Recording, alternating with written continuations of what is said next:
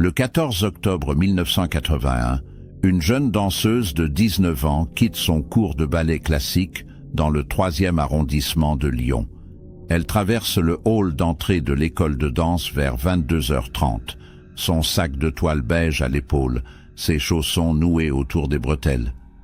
3 témoins la voient pousser la porte vitrée et descendre les marches du perron. Personne ne la reverra pendant 29 ans. Le lendemain matin, son sac de danse est retrouvé dans le couloir souterrain menant à la station de métro Saxe-Gambetta, posé contre le mur carrelé, intact. Les enquêteurs de la police judiciaire de Lyon lancent immédiatement les recherches. Ils interrogent les passagers du dernier métro, les employés de nettoyage, les chauffeurs de taxi stationnés dans le quartier. Aucun indice solide n'émerge. Les témoignages se contredisent. Certains affirment avoir vu une jeune femme blonde près de la bouche de métro. D'autres parlent d'une silhouette masculine qui aurait observé l'entrée souterraine. Les caméras de surveillance de l'époque, peu nombreuses et de qualité médiocre, ne révèlent rien d'exploitable. L'affaire devient rapidement l'une des disparitions les plus troublantes de la décennie. Pendant 29 ans, le dossier reste classé sans suite. Les parents vieillissent en gardant l'espoir d'un retour. Les amis poursuivent leur vie en portant le poids de l'absence inexpliquée. Les enquêteurs prennent leur retraite sans avoir jamais compris ce qui s'est réellement passé ce soir-là. Puis, le 3 mars 2010, une femme d'apparence fragile est retrouvée errant dans les ruelles d'un petit village de l'Aïn, à 60 km de Lyon. Elle porte une veste légère, inadaptée à la saison, des chaussures usées et un ruban de satin rose autour du poignet. Un ruban identique à ceux que portent les danseuses classiques. Avant de continuer, je tiens à vous poser une question importante. Pourriez-vous me dire dans quelle ville vous regardez cette vidéo en ce moment et quelle heure il est chez vous? Cela me permet de mieux comprendre qui suit ces récits et d'où viennent mes spectateurs. Si cette histoire vous intrigue déjà, pensez à vous abonner à la chaîne et à laisser un petit pouce bleu pour soutenir mon travail. Chaque like et chaque abonnement m'aide à continuer de partager ces affaires mystérieuses avec vous. Maintenant, revenons à notre histoire et découvrons comment cette femme a pu réapparaître après presque 3 décennies de silence total. Nathalie Morel naît le 18 juin 1962 à Lyon, dans une famille modeste du quartier de la Guillotière. Son père travaille comme contremaître dans une usine textile. Sa mère tient une mercerie rue de Marseille. Nathalie grandit entre les rouleaux de tissu et les conversations discrètes des clientes. Dès l'âge de 6 ans, elle manifeste un intérêt marqué pour la danse classique. Ses parents économisent pour lui offrir des cours dans une école réputée du centre-ville. Elle progresse rapidement. À 15 ans, elle intègre une troupe amateur qui se produit dans les théâtres municipaux de l'agglomération lyonnaise. En 1981, Nathalie a 19 ans. Elle suit une formation intensive à l'école de danse Marguerite Delvaux, située rue Paul Bert, dans le 3e arrondissement. Elle rêve de devenir danseuse professionnelle et travaille chaque soir jusqu'à tard. Ses camarades la décrivent comme une jeune femme discrète, appliquée, parfois solitaire. Elle vit toujours chez ses parents, dans un appartement étroit du 5e étage d'un immeuble sans ascenseur. Elle prend le métro chaque jour pour se rendre à ses cours. Elle rentre toujours tard, mais jamais après minuit. Ses parents s'inquiètent rarement. Lyon, à cette époque, semble encore une ville sûre pour une jeune femme seule. Le 14 octobre 1981 est un mercredi. Nathalie assiste à un cours de ballet classique de 20h à 22h30. La professeure, Marguerite Delvaux elle-même, confirme que Nathalie a participé à toute la séance sans manifester de signes d'inquiétude ou de fatigue inhabituelle. À la fin du cours, Nathalie récupère son sac de toile beige contenant ses vêtements de ville, une serviette et une bouteille d'eau. Elle salue 2 camarades dans le vestiaire. Elle descend l'escalier principal de l'école. 3 personnes, dont le gardien de l'immeuble, la voient sortir par la porte principale vers 22h35. Nathalie marche en direction de la station de métro Saxe-Gambetta, située à environ 300 mètres de l'école de danse. Le trajet habituel lui prend 5 à 6 minutes. Elle doit emprunter un couloir souterrain pour accéder au quai. Ce couloir, long d'une 50aine de mètres, est éclairé par des néons blancs et bordé de carrelage blanc et bleu. À cette heure tardive, il est généralement désert. Le dernier métro en direction de la Guillotière passe à 22h53. Nathalie a tout le temps d'arriver. Mais elle ne montera jamais dans ce métro. Personne ne la voit franchir les tourniquets. Personne ne la voit descendre sur le quai. Le lendemain matin, jeudi 15 octobre, un agent d'entretien du métro découvre un sac de toile beige abandonné dans le couloir souterrain menant à la station Saxe-Gambetta. Le sac est posé contre le mur, à mi-chemin entre l'entrée et les tourniquets. Il contient des vêtements de ville pliés, une serviette rose, une bouteille d'eau entamée et une paire de chaussons de danse classiques noués ensemble. Aucun signe de violence, aucune trace de lutte, aucun objet suspect à proximité. L'agent signale la découverte à la police du métro. Vers midi, les parents de Nathalie, inquiets de ne pas avoir vu leur fille rentrer la veille, contactent le commissariat du 3e arrondissement. L'affaire commence. L'inspecteur Michel Garnier, 42 ans, est chargé de l'enquête dès le jeudi après-midi. Il se rend immédiatement au domicile des parents de Nathalie, rue de Marseille. Monsieur et Madame Morel sont effondrés, mais lucides. Ils confirment que leur fille n'est jamais rentrée la nuit précédente. Ils affirment qu'elle ne fuguerait jamais sans prévenir. Nathalie n'a ni petite amie connue, ni conflit familial récent, ni dette, ni problème apparent. Elle vit pour la danse. Elle parle parfois de Paris, de l'opéra, de ses rêves de carrière, mais elle n'a jamais évoqué de projet de départ imminent. L'inspecteur Garnier note chaque détail dans son carnet noir. Le même jour, Garnier se rend à l'école de danse rue Paul-Bert. Il interroge Marguerite Delvaux, la directrice et professeure principale. Celle-ci confirme que Nathalie était présente au cours du mercredi soir. Elle précise que la jeune femme semblait concentrée, peut-être un peu fatiguée, mais rien d'anormal. Marguerite Delvaux ajoute que Nathalie travaillait dur depuis plusieurs semaines en vue d'une audition prévue pour le mois de novembre à Paris. Elle devait présenter une variation classique devant un jury de l'Opéra de Paris. C'était une chance immense pour elle. Pourquoi aurait-elle disparu quelques semaines avant cette échéance cruciale?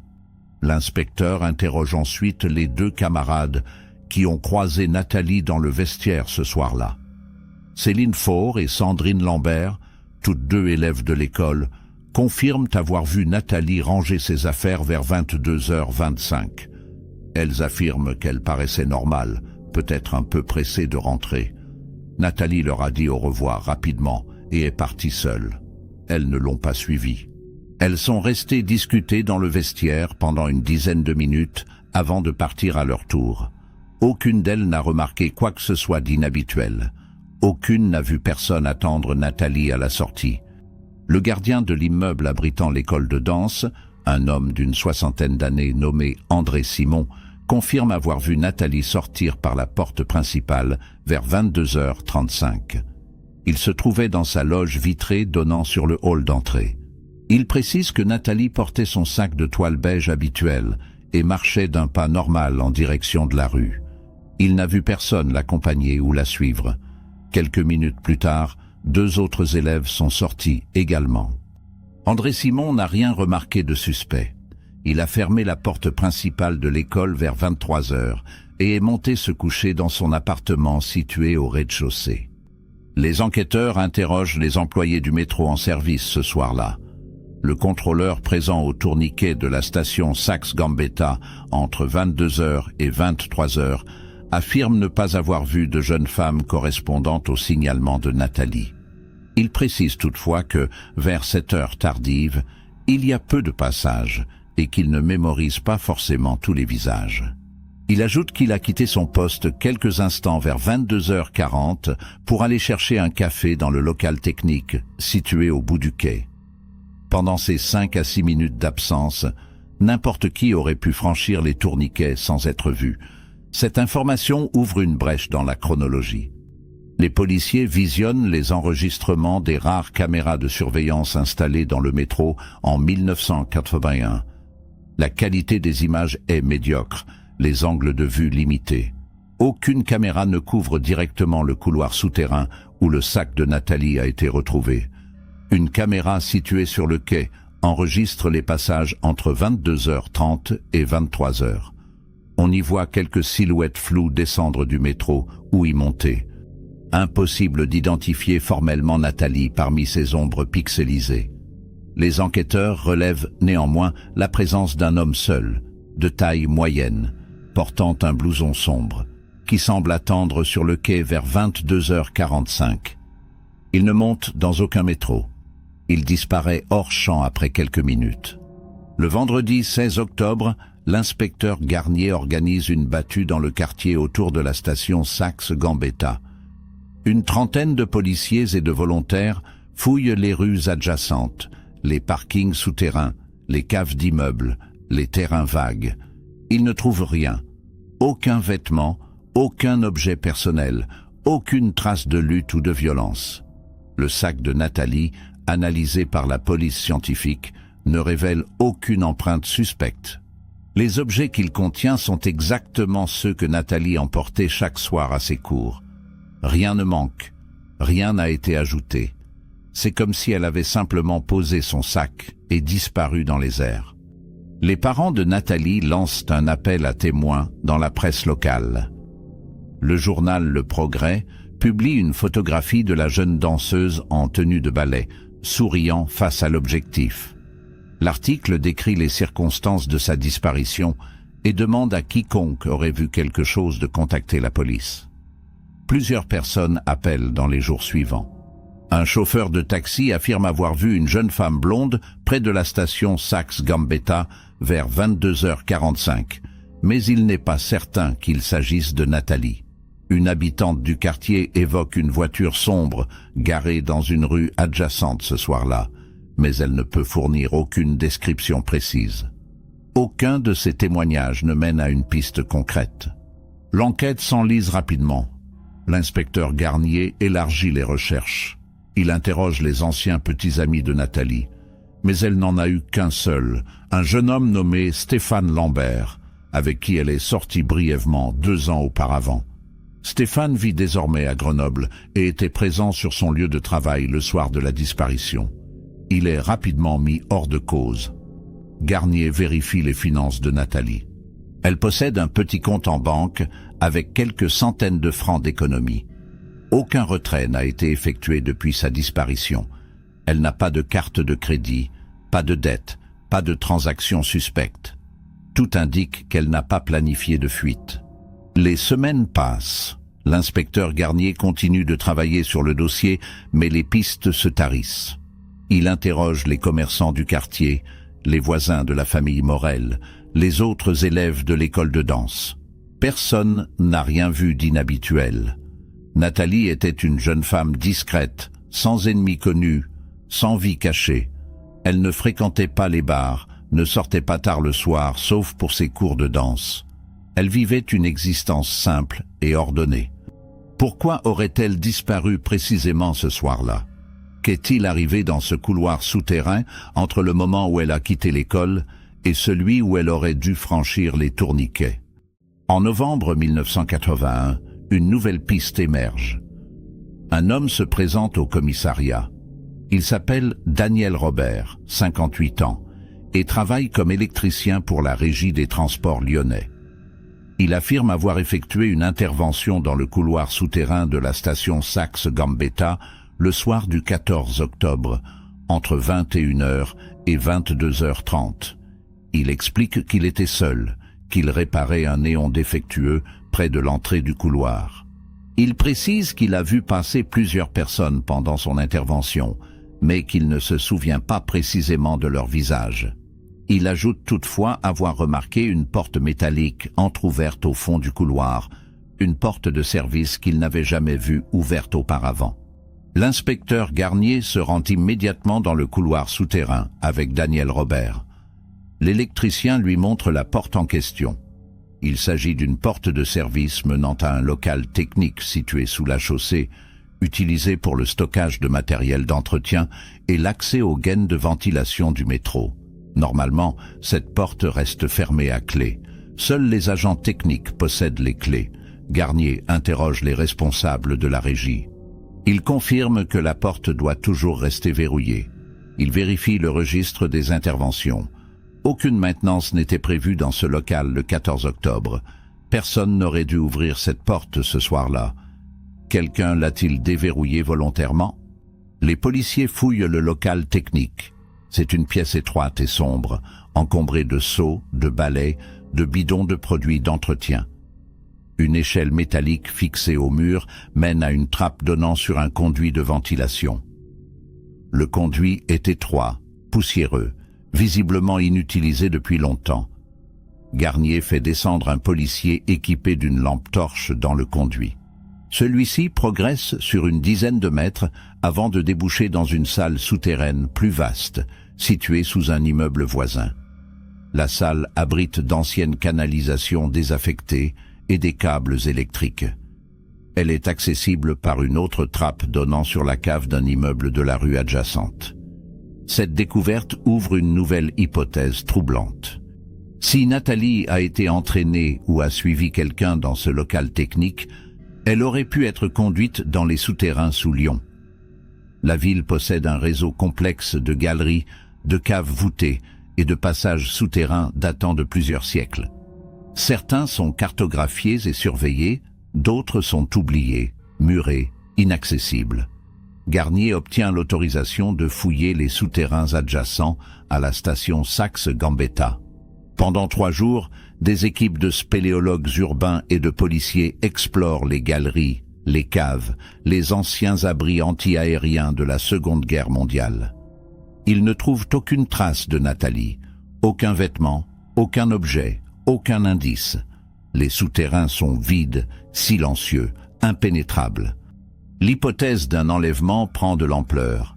Garnier consulte les archives de la police judiciaire pour vérifier si d'autres disparitions similaires ont eu lieu dans la région. Il découvre 2 affaires non résolues. En 1978, une jeune femme de 23 ans a disparu après avoir quitté son travail dans le centre de Lyon. Son sac a été retrouvé près d'une bouche de métro. En 1979, une étudiante de 20 ans a été portée disparue après une soirée entre amis. Elle devait prendre le métro pour rentrer chez elle. On n'a jamais retrouvé son corps. Ces 2 affaires présentent des similitudes troublantes avec celle de Nathalie. Les 3 victimes sont jeunes, seules, disparues en soirée, dans le périmètre du métro lyonnais. Aucune n'a jamais été retrouvée. Garnier rédige un rapport suggérant la possibilité d'un prédateur opérant dans le réseau du métro lyonnais. Il demande la création d'une cellule d'enquête spéciale pour travailler sur ces 3 disparitions. Sa demande est partiellement acceptée. Un groupe de travail est formé, mais les moyens restent limités. Les années 80 sont marquées par une criminalité en hausse et des ressources policières tendues. Le dossier de Nathalie reste prioritaire pendant quelques mois, puis il est progressivement relégué derrière d'autres affaires plus récentes. Les parents continuent de se battre pour maintenir l'attention médiatique, mais l'intérêt public s'estompe. En 1983, l'affaire est officiellement classée sans suite faute d'éléments nouveaux. Les années passent. Monsieur et Madame Morel vieillissent, sans renoncer à l'espoir de retrouver leur fille. Il conserve sa chambre intacte, ses affaires de danse, ses photographies. Chaque année, le 14 octobre, il dépose des fleurs devant l'entrée de la station Saxe-Gambetta. Ils refusent de croire que Nathalie soit morte. Ils imaginent qu'elle vit quelque part, peut-être amnésique, peut-être prisonnière, peut-être simplement incapable de rentrer. Cette croyance les maintient en vie, mais elle les consume lentement. En 1995, Monsieur Morel meurt d'une crise cardiaque. Madame Morel reste seule dans l'appartement de la Guillotière, entourée des souvenirs d'une fille qui n'est jamais revenue. L'inspecteur Michel Garnier prend sa retraite en 1998. Il n'a jamais oublié l'affaire Nathalie Morel. Il garde une copie du dossier chez lui, dans une chemise cartonnée rangée dans un tiroir de son bureau. Parfois, il relit les témoignages, examine les photographies, repense aux hypothèses qu'il n'a jamais pu vérifier. Il se demande ce qui s'est réellement passé dans ce couloir souterrain le soir du 14 octobre 1981. Il se demande si Nathalie est encore en vie quelque part ou si son corps repose dans un endroit que personne n'a jamais fouillé. Il se demande s'il aurait pu faire mieux, chercher plus loin, insister davantage. Ces questions le hantent jusqu'à la fin de sa vie. En 2009, l'affaire Nathalie Morel n'existe plus que dans les archives poussiéreuses du commissariat du 3e arrondissement de Lyon. Les policiers qui ont travaillé sur le dossier sont tous à la retraite ou décédés. Les témoins ont oublié, déménagé, disparu à leur tour. L'école de danse Marguerite Delvaux a fermé en 1995. Le couloir souterrain de la station Saxe-Gambetta a été rénové à plusieurs reprises.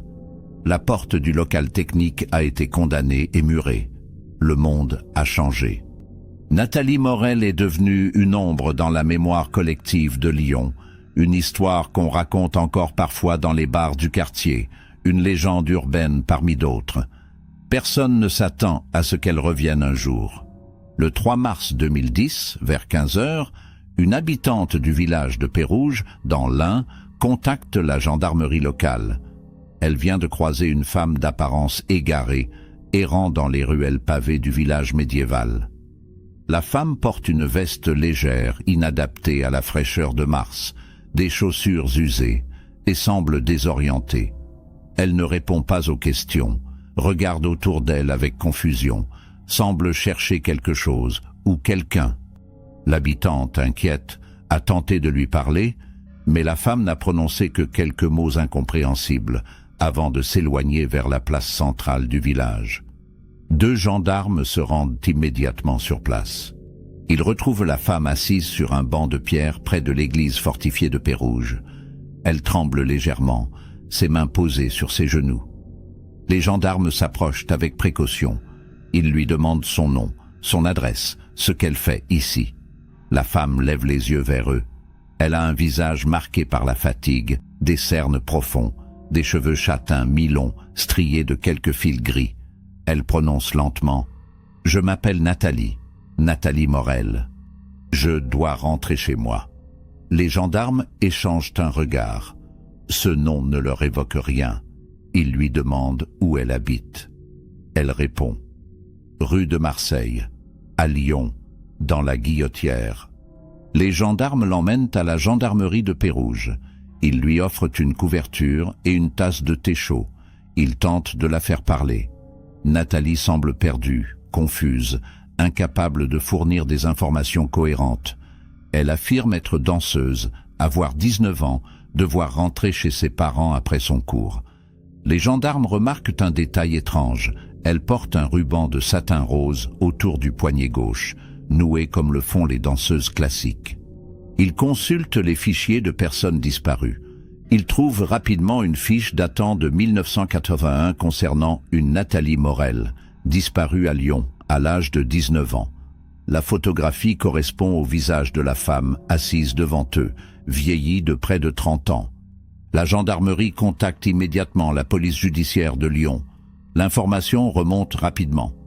Un inspecteur nommé Patrick Richard, en poste depuis 5 ans au commissariat du 3e arrondissement, reprend le dossier archivé de Nathalie Morel. Il lit les rapports rédigés par Michel Garnier en 1981. Il examine les photographies de la jeune danseuse disparue. Il compare avec les images transmises par la gendarmerie de Pérouges. La ressemblance est indéniable, malgré le vieillissement. Tout semble correspondre. Mais comment une femme disparue depuis 29 ans peut-elle réapparaître soudainement dans un village de l'Ain, affirmant toujours avoir 19 ans? Patrick Richard se rend à Pérouges dès le lendemain matin. Il interroge Nathalie pendant plusieurs heures. Elle répète les mêmes informations. Elle s'appelle Nathalie Morel, elle a 19 ans, elle est danseuse, elle vient de quitter son cours de ballet. Elle ne comprend pas pourquoi elle se trouve dans ce village qu'elle ne connaît pas. Elle ne se souvient pas de comment elle est arrivée ici. Elle demande à voir ses parents. L'inspecteur Richard lui annonce doucement que son père est décédé en 1995 et que sa mère vit toujours à Lyon. Nathalie le regarde sans comprendre. Elle semble sincèrement choquée. Elle répète « Mon père est mort, mais je l'ai vu hier matin ». L'inspecteur organise un test ADN pour confirmer l'identité de la femme. Les résultats arrivent quelques jours plus tard. Il s'agit bien de Nathalie Morel. L'ADN correspond parfaitement aux échantillons conservés dans le dossier de 1981, prélevés sur des objets personnels restés chez ses parents. La nouvelle se répand rapidement dans la presse. Les journaux titrent « La danseuse disparue en 1981, retrouvée vivante après 29 ans ».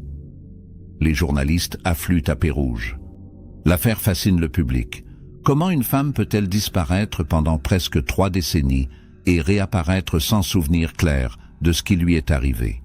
Madame Morel, âgée de 78 ans, est informée de la réapparition de sa fille. Elle se rend immédiatement à l'hôpital de Lyon, où Nathalie a été transférée pour examens médicaux. Les retrouvailles sont bouleversantes. Madame Morel reconnaît immédiatement sa fille, malgré les années. Nathalie regarde cette vieille femme sans vraiment la reconnaître. Elle voit sa mère telle qu'elle était en 1981, une femme de 47 ans, aux cheveux bruns. Devant elle se tient une femme âgée, voûtée, marquée par le temps. Nathalie murmure « Maman, qu'est-ce qui s'est passé? Pourquoi tu es si vieille ?» Madame Morel pleure en serrant sa fille dans ses bras. Elle ne comprend pas non plus. Les médecins examinent Nathalie pendant plusieurs jours. Physiquement, elle correspond à une femme de 48 ans. Son corps a vieilli normalement. Ses articulations montrent des signes d'usure compatibles avec son âge réel. Ses dents, ses os, sa peau présentent les marques du temps. Mais psychologiquement, elle semble bloquée en 1981. Elle ne se souvient de rien entre le soir du 14 octobre 1981 et le moment où elle s'est retrouvée à Pérouges le 3 mars 2010. 29 ans de sa vie ont disparu de sa mémoire. Les neurologues parlent d'amnésie dissociative massive, un cas extrêmement rare, mais ils ne peuvent expliquer où elle était pendant toutes ces années. L'inspecteur Patrick Richard interroge Nathalie chaque jour. Il tente de l'aider à retrouver des fragments de souvenirs. Il lui montre des photographies de lieux, de personnes, d'événements survenus entre 1981 et 2010. Nathalie ne reconnaît rien. Elle ne se souvient pas de la chute du mur de Berlin, pas de l'élection de François Mitterrand, pas de l'arrivée d'Internet, pas des attentats du 11 septembre. Son dernier souvenir clair est celui de la sortie de l'école de danse, le 14 octobre 1981, vers 22h35. Après cela, c'est le vide total. Puis, soudainement, elle se retrouve assise sur un banc à Pérouges, désorientée, glacée, sans comprendre comment elle est arrivée là. Pendant les semaines suivantes, l'inspecteur Patrick Richard mène une enquête approfondie pour tenter de reconstituer les 29 années manquantes de Nathalie Morel. Il commence par vérifier tous les enregistrements administratifs. Aucune trace de Nathalie entre 1981 et 2010. Elle n'a jamais renouvelé de carte d'identité, jamais ouvert de compte bancaire, jamais consulté de médecin sous son nom, jamais été arrêtée ou contrôlée par la police. Elle n'apparaît dans aucun fichier de sécurité sociale, aucun registre d'état civil, aucune liste électorale. C'est comme si elle avait cessé d'exister administrativement le soir de sa disparition. Comment une personne peut-elle vivre 3 décennies en France sans laisser la moindre trace officielle? Richard interroge les habitants de Pérouges. Plusieurs personnes affirment avoir vu Nathalie dans le village au cours des dernières semaines. Une commerçante se souvient d'une femme correspondant à son signalement qui errait parfois dans les ruelles, semblant chercher son chemin. Un retraité affirme l'avoir croisée près de la sortie du village, marchant pieds nus malgré le froid de février. Une institutrice dit avoir vu cette même femme assise sur un muret, regardant fixement les voitures passer sur la route en contrebas.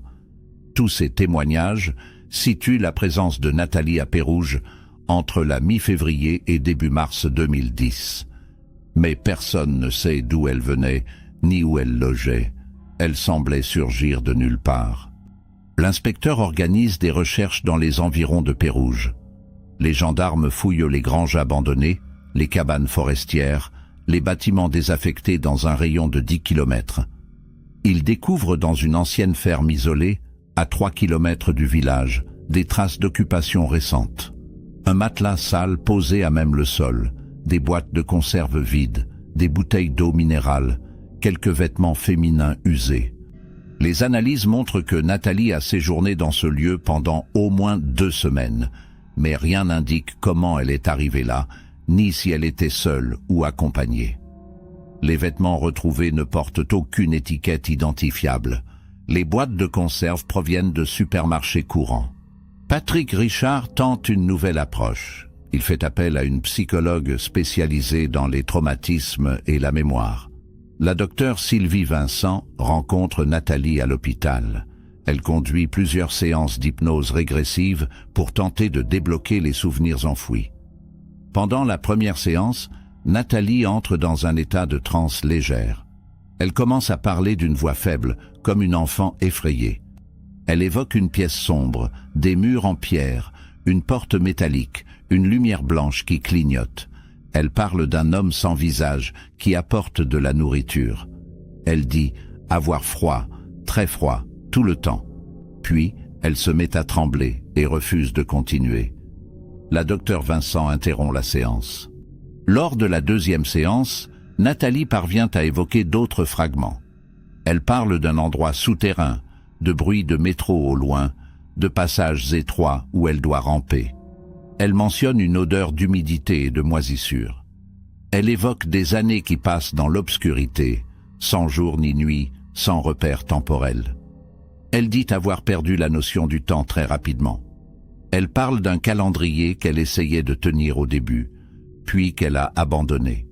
Elle évoque des moments où elle pensait devenir folle, où elle parlait toute seule pour ne pas oublier le son de sa voix. Ces révélations troublent profondément l'inspecteur Richard. Elle suggère que Nathalie a été retenue captive pendant des années dans un lieu souterrain à proximité du métro lyonnais. Richard retourne dans les archives de 1981. Il relit le rapport de Michel Garnier sur les fouilles effectuées dans les souterrains adjacents à la station Saxe-Gambetta. Il constate que ces fouilles n'ont duré que 3 jours et n'ont couvert qu'une partie limitée du réseau souterrain de Lyon. La ville possède des centaines de kilomètres de galeries, de caves voûtées, d'anciens passages de traboules souterraines. Certaines galeries datent de l'époque romaine.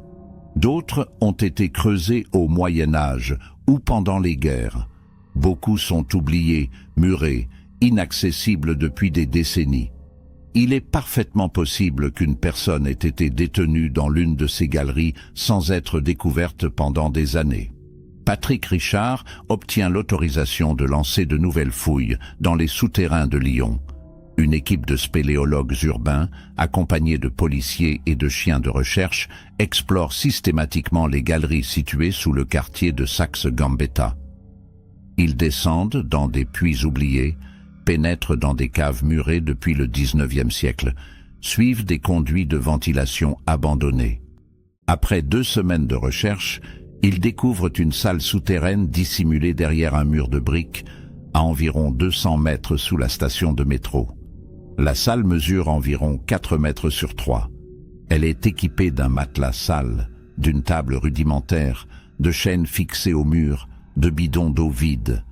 Des graffitis sont gravés sur les murs en pierre. Les experts de la police scientifique analysent la scène. Les graffitis sont des marques de comptage, comme si quelqu'un avait tenté de compter les jours. Il y en a plusieurs centaines, puis ils s'arrêtent brusquement. Des analyses ADN confirment que Nathalie a séjourné dans cette salle pendant une période prolongée. Des traces biologiques indiquent une occupation s'étalant sur plusieurs années. Mais il est impossible de déterminer exactement combien de temps elle y est restée, ni quand elle a quitté cet endroit. Les policiers découvrent également un passage étroit, dissimulé derrière une pierre mobile, menant à une autre galerie qui débouche finalement dans la cave d'un immeuble abandonné situé rue Garibaldi. Cet immeuble a été démoli en 2007. Quelqu'un aurait-il libéré Nathalie lors de la démolition? L'inspecteur Richard développe une hypothèse. Nathalie aurait été enlevée le soir du 14 octobre 1981, probablement dans le couloir souterrain menant à la station Saxe-Gambetta. Son agresseur l'aurait conduite dans cette salle souterraine et l'y aurait retenue captive pendant des années. Cet individu lui apportait de la nourriture, de l'eau, juste assez pour la maintenir en vie. Il ne venait peut-être que quelques fois par semaine, laissant Nathalie seule dans l'obscurité pendant de longues périodes. Cette réclusion prolongée dans un environnement souterrain, sans lumière naturelle, sans repère temporel, pourrait expliquer l'état d'amnésie dissociative massive dans lequel elle se trouve. Son esprit aurait effacé ces années de souffrance pour se protéger d'un traumatisme insupportable. Mais plusieurs questions restent sans réponse. Qui a enlevé Nathalie? Pourquoi l'a-t-il retenue captive pendant si longtemps? Pourquoi ne l'a-t-il pas tuée? Comment s'est-elle finalement échappée? Pourquoi a-t-elle mis plusieurs années à sortir des souterrains après avoir été libérée ou s'être échappée? L'hypothèse la plus plausible est que son ravisseur est décédé ou a cessé de venir, la laissant enfermée. Elle aurait fini par découvrir le passage dissimulé, peut-être après des mois de recherche désespérée. Elle aurait alors erré dans les galeries souterraines, complètement désorientée, jusqu'à trouver une sortie. Cela expliquerait pourquoi elle a émergé seulement en 2010, plusieurs années après la démolition de l'immeuble qui offrait une issue. L'inspecteur Patrick Richard cherche maintenant à identifier le ravisseur. Il reprend les dossiers des deux autres disparitions similaires survenues en 1978 et 1979. Il compare les circonstances, les lieux, les profils des victimes. Les 3 femmes ont disparu dans le périmètre du métro lyonnais, en soirée, sans laisser de traces. 2 corps n'ont jamais été retrouvés. Richard émet l'hypothèse qu'un prédateur a opéré dans les années 70 et 80, utilisant les souterrains de Lyon pour séquestrer ses victimes. Cet individu connaissait parfaitement le réseau souterrain, avait accès aux clés des portes de service, savait se déplacer sans être vu. Il devait travailler pour la Régie des Transports ou posséder une connaissance approfondie du métro. Richard examine les listes du personnel de la Régie des Transports lyonnais entre 1975 et 1985. Il identifie plusieurs dizaines d'employés ayant eu accès aux zones souterraines, électriciens, agents d'entretien, contrôleurs, techniciens. Il croise ces noms avec les fichiers de police pour vérifier d'éventuels antécédents judiciaires. Un nom retient son attention, Philippe Thomas, électricien à la Régie entre 1976 et 1988. Thomas a été condamné en 1973 pour agression sexuelle sur une jeune femme à Villeurbanne. Il a purgé 2 ans de prison avant d'être embauché par la Régie. En 1988, il a démissionné brusquement sans fournir de motif clair. Depuis, il n'apparaît plus dans aucun fichier. Patrick Richard lance des recherches pour localiser Philippe Thomas. Il découvre que celui-ci est décédé en 2006 à l'âge de 66 ans, d'un cancer du poumon, dans un hôpital de Villefranche-sur-Saône. Thomas vivait seul dans une maison isolée à 20 km de Lyon. Après sa mort, la maison a été vidée et vendue à un couple de retraités. Richard se rend sur place pour interroger les propriétaires actuels. Ces derniers affirment n'avoir trouvé aucun objet personnel appartenant à Thomas. Tout avait été débarrassé par une entreprise de nettoyage avant la vente. Ils ne savent rien de l'ancien occupant. La piste semble s'arrêter là. Mais Richard ne renonce pas. Il contacte l'entreprise de nettoyage qui a vidé la maison de Thomas. Le gérant se souvient vaguement de cette intervention. Il consulte ses archives. Il retrouve un bordereau mentionnant la mise en décharge de plusieurs meubles, cartons et objets divers. Richard se rend à la déchetterie concernée. Évidemment, tout a été détruit depuis longtemps. Cependant, un employé de la déchetterie se souvient d'un détail étrange. Parmi les affaires de Thomas, il y avait plusieurs cartons remplis de plans et de schémas du métro lyonnais, certains très anciens, annotés à la main. L'employé les avait feuilletés par curiosité avant de les jeter. Il se souvient d'avoir vu des croix rouges marquées sur certains plans, à des emplacements précis. Cette information relance l'enquête. Richard demande aux archives de la Régie des Transports lyonnais de lui fournir tous les plans anciens du métro et des souterrains adjacents. Il obtient des dizaines de documents datant des années 70 et 80. Il les étudie minutieusement. Il repère plusieurs salles souterraines et passages désaffectés qui correspondent aux croix mentionnées par l'employé de la déchetterie. Il organise de nouvelles fouilles dans ces zones.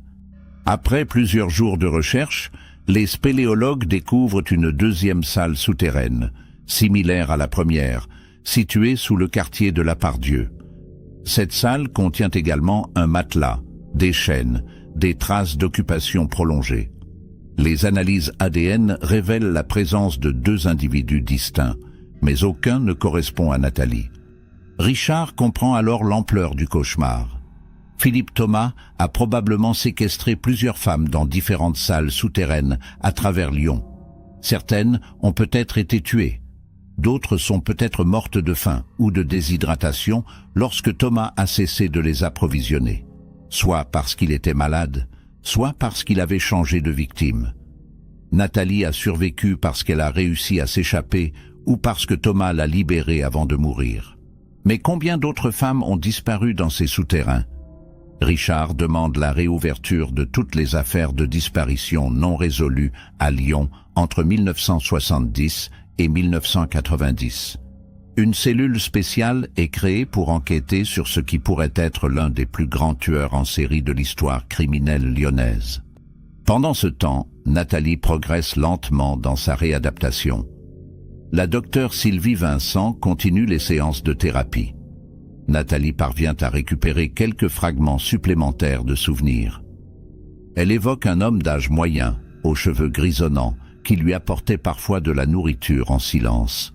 Elle dit qu'il ne lui parlait jamais, qu'il la regardait fixement pendant quelques secondes avant de repartir. Elle se souvient d'avoir essayé de lui parler, de le supplier de la libérer, mais il ne réagissait jamais.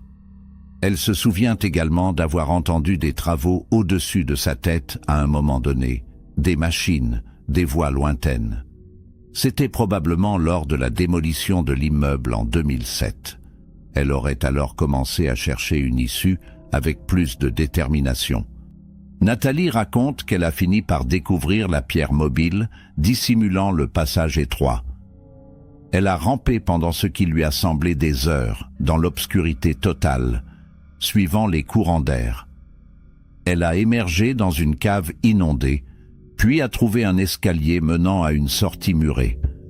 Elle a gratté la brique pendant des jours avec un morceau de métal trouvé au sol. Elle a fini par créer une ouverture suffisante pour se glisser à l'extérieur. Elle s'est retrouvée dans une friche industrielle déserte, de nuit, désorientée. Elle a marché au hasard pendant des semaines, dormant dans des granges, buvant l'eau des fontaines publiques, mangeant ce qu'elle trouvait. Elle ne comprenait pas ce qui lui était arrivé. Son esprit refusait d'accepter la réalité du temps écoulé. Les médecins estiment que Nathalie ne récupérera probablement jamais la totalité de ses souvenirs. Son cerveau a effacé les années les plus traumatisantes pour la protéger. Elle devra apprendre à vivre avec ce vide, à reconstruire une identité à partir de fragments dispersés. Sa mère, Madame Morel, l'accueille chez elle et l'aide du mieux qu'elle peut. Mais Nathalie reste une femme perdue entre 2 époques. Elle a 48 ans, mais elle se sent toujours avoir 19 ans. Le monde a changé autour d'elle. Ses amis d'enfance sont désormais des adultes d'âge mûr qu'elle ne reconnaît plus. La technologie, les téléphones portables, Internet, tout lui semble étranger. Elle vit comme une voyageuse du temps, prisonnière d'un présent qu'elle ne comprend pas. L'affaire Philippe Thomas continue de se développer. Les enquêteurs identifient 5 disparitions non résolues potentiellement liées à Thomas. Des fouilles systématiques des souterrains lyonnais sont organisées. 3 autres salles de séquestration sont découvertes. Dans l'une d'elles, les policiers retrouvent des restes humains. Les analyses permettent d'identifier une jeune femme disparue en 1979.